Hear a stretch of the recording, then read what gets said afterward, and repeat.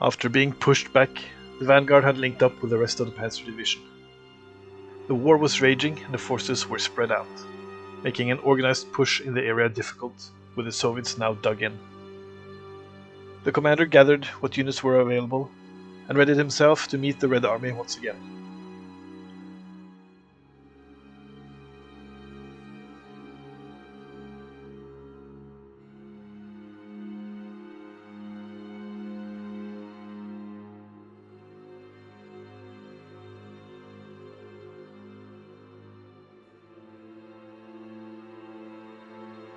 This time we rolled the flanking attack scenario. The German main force would arrive from the southwest, with their scouts from the northwest. The Soviet main force would be arriving from the northeast, with their scouts from the southeast. There were 5 objectives, 1 in the middle, 1 on either bridge, 1 in the village, and 1 in the woods. Unbeknownst to the Red Army, the Germans had also ranged in on a pre-registered target point by the bend in the road.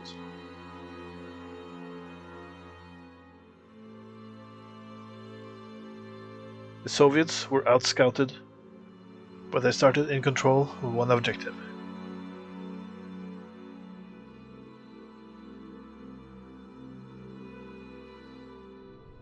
The Germans got the first turn and started by sending their forward observer towards the wood, grabbing the objective. The recce command swung around the building and fired at the BT-7. It had no trouble spotting it, but the shot went wide. The other 231s tried the same, but couldn't spot the target, and the first turn was over. The Soviets got more than enough orders. The 2 BT-7s came speeding along the road to where they had a clear shot at the advancing Germans.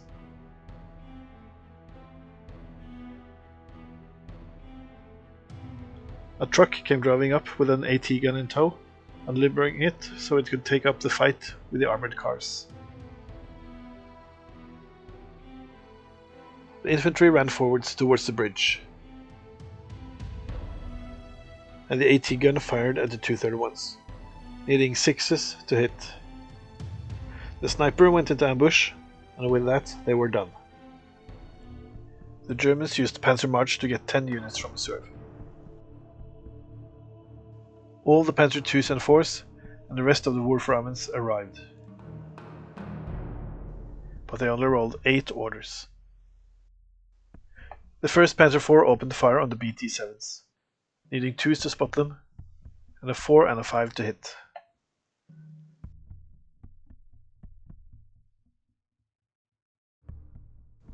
The next drove up and aimed at the closest tank. It spotted, but the shell flew into the yonder. The last Panther IV did the same,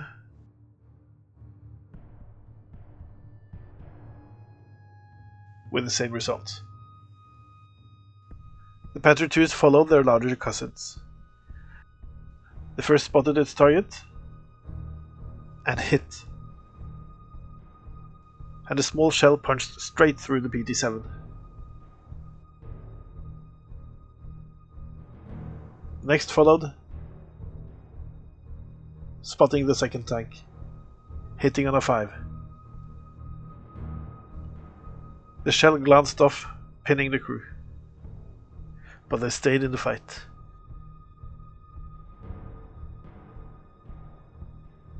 The 231s moved up, firing at the gun, needing 6s to hit. The first missed completely.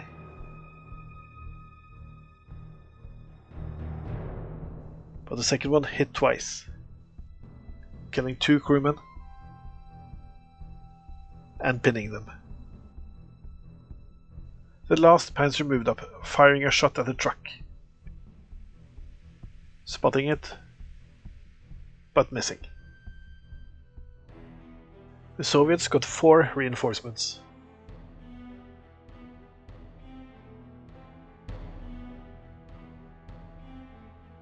They too rolled 8 orders. The new BT-7 opened fire on the 231s, needing 6s to hit.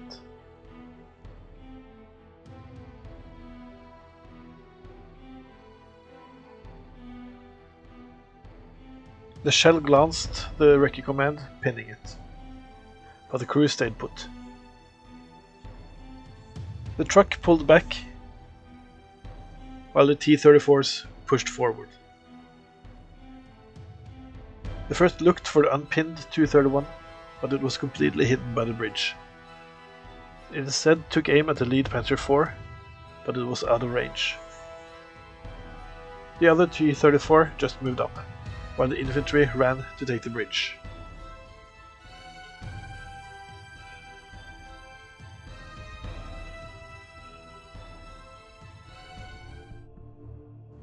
The Germans received only one unit from a serve, and they got 14 orders. A Panzer II went sniper hunting, but couldn't spot it.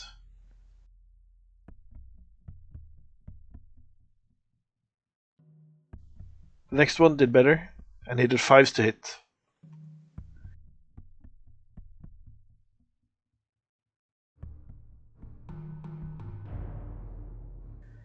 The last Panzer II opened fire on the AT gun, needing 2s to spot and 5s to hit. 2 crewmen went down, and the rest passed their morale check. A Tu-31 sped across the field to secure the center objective. The artillery spotters jumped out of their car and called for the Wolframens to open fire at the pre-registered target point. 28cm Nebelwerfer rockets howled across the battlefield and slammed down around the T-34s. The first one suffered a glancing hit. It was pinned, but otherwise fine. The other would be pinned on a 4-up. Another Wolframen was ordered to fire, and once again rockets screamed across the air and pummeled the road. One tank was already pinned, but the other would be pinned on a 4. And the truck on a 2-up. A Panzer IV moved closer to the BT-7. It spotted it, and a shell slammed into it, leaving only a burning wreck.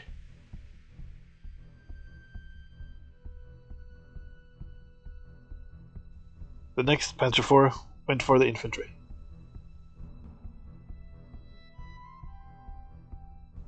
As did the last one. But they were well hidden. More Soviet troops arrived.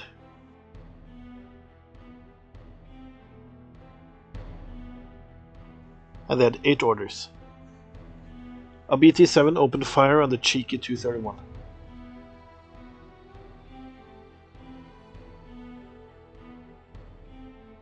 It spotted it fine and needed 5s to hit. The other BT-7 did the same, but it was completely unable to spot the armored car.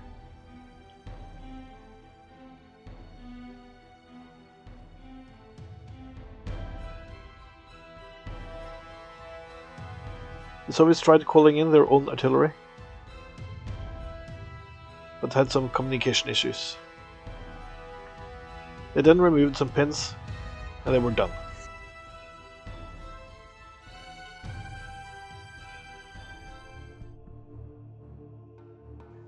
The German infantry arrived on the field of battle.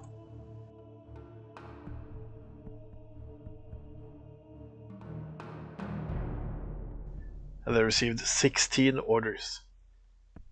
They started by ordering the last Wolframen to pummel the T-34s. No direct hits, so only pinning hits on a 4+.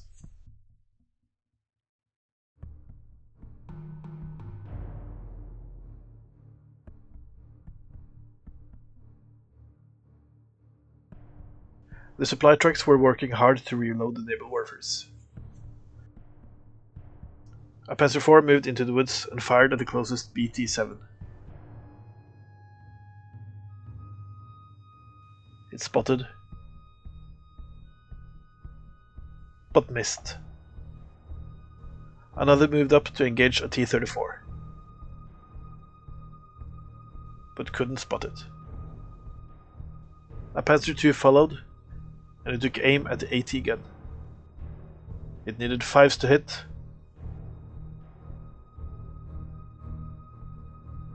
and the last crewman went down. The Tu-31 remained stationary and opened fire on the BT-7, just needing 4s to hit and 10 to destroy.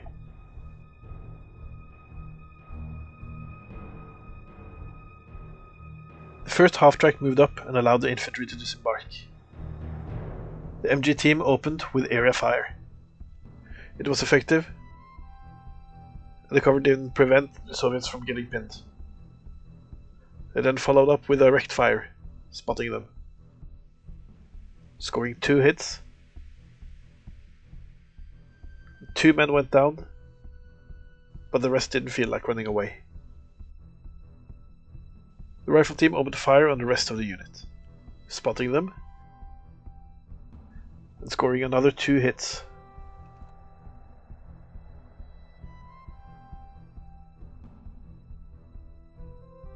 The morale barely held. Firing again, they scored only a single hit. But it was lethal and caused the rest to rout. The rearmost Panzer IV tried 2 long shots at the unpinned T-34. It managed to spot it twice, but 6s were needed to hit. A Panzer II moved forward and engaged the infantry. It spotted and pummeled them with its autocannon for 3 hits.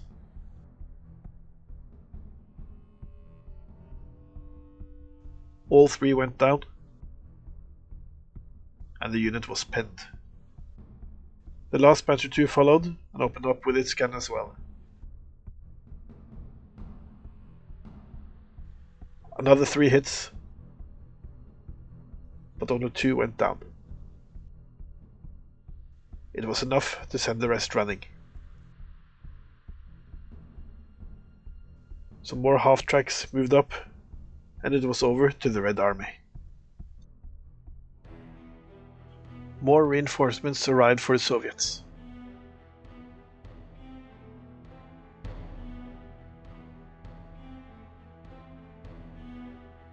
And they got 11 orders. An artillery strike was ordered again, but the comms check failed. A T-34 spotted the Tu-31 and fired right past it, before moving up to hold the bridge. A BT-7 moved up the road and engaged the same target.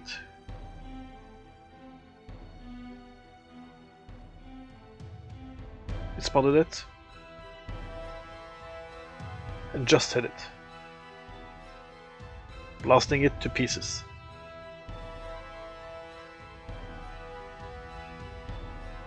A truck towed an AT gun up the road, which deployed with clear view of the enemy. It immediately opened fire, getting an extra shot from its loader crew. Its mission was to take out all the Panzer IIs, needing 6 to hit the first and 5 against the others. All shots whizzed harmlessly past. The infantry moved towards the other bridge, and they ended by removing some pins. Beyond, the call of duty was pulled, and the gun was given a chance to redeem itself. It passed the experience check. It got the extra shot and fired at the same targets. And more AP shells were spread across the countryside. A single supply truck arrived to help load the Nebelwerfers, and another 16 orders were rolled. The first 3 orders were used to reload the artillery. And then the fully loaded Nebelwerfer fired at the pre-registered target point again. The truck was already pinned, but the tanks would be pinned on 4 up.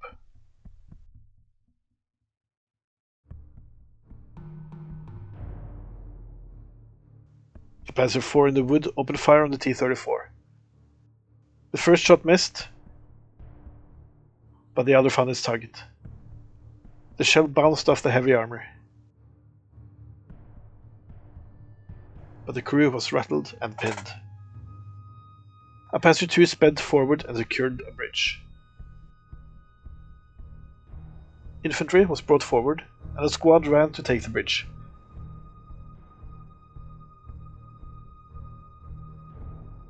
But it was well defended by the T-34. A Panzer IV was tasked with taking out the tank. It scored a solid hit and needed 11 or 12 to destroy it.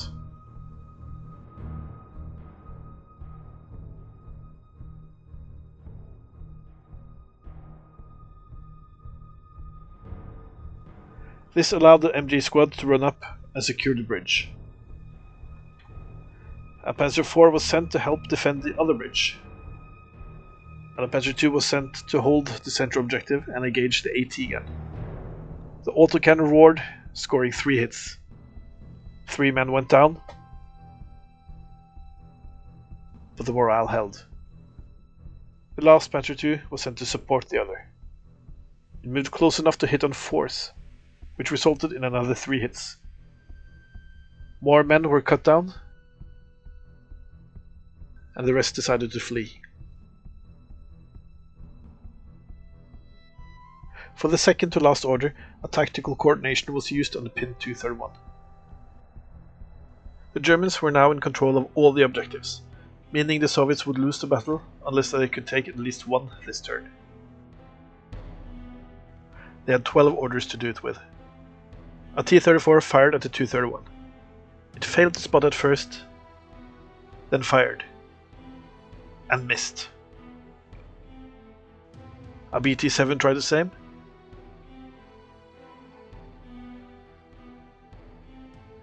It spotted it twice, and hit once, needing 7 to destroy it. The 231 was fine. A light mortar was brought forward,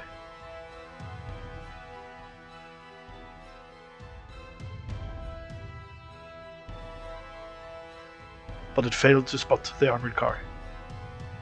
The Soviets didn't have any other way to dislodge the armored defenders, so they conceded defeat and pulled back. The Red Army learned that the main force of the German armored division was of another caliber than a mere vanguard force, but there were still some hard battles to fight before the invaders would reach their goal.